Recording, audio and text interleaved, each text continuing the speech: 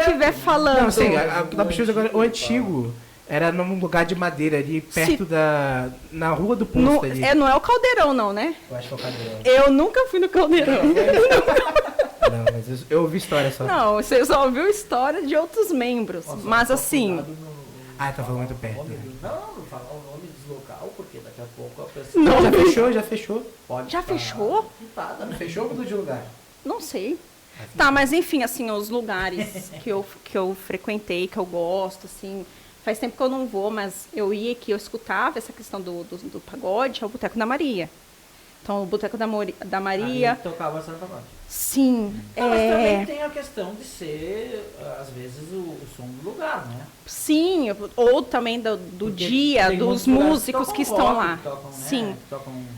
Clube comercial, que eu já frequentei. Então ali já era mais, já fui num. Ali as festas produzidas ali pelo Léo Acosta. É muito do pagode também. Sim. Tu vai gostar, porque teve uma festa top lá que nós fomos que não sei se lotava. Rendeu muito. Então, mas não tem muito o que sai. Outro choque que eu tive. Eu não vejo tantas opções da onde nós estamos vindo. Mas, por exemplo, boteco, clube comercial, X-Mania, o que mais? Me ajuda aí. Qual que é o nome? O Hermena, né? mas até fugiu o nome do Hermena agora, que nós fomos no Ano verão, Novo. né? Mas Só também no verão, só no né? verão. Mas aqui os 3 eu já gabaritei em Santa Vitória. Já fui em todos. Não, mas aí tu tem festa dos anos 80 e 90, que é Tem. feita, E eu curto. e tem lá no Rio Branco também.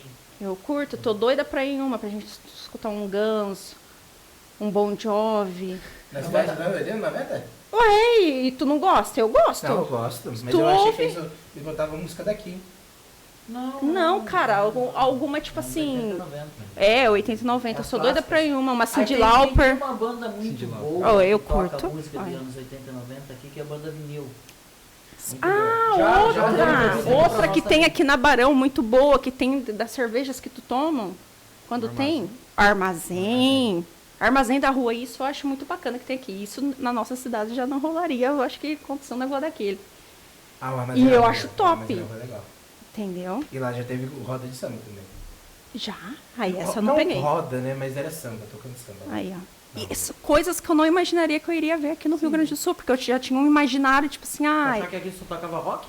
não, eu só achava que tocava as músicas Ou só música tradicionais. gauchesca, assim, Exatamente. gauchesca, que a gente chama que são as tradicionais. Sim. Ou talvez até o sertanejo, né? Ou Porque sertanejo. interior, assim. Sertanejo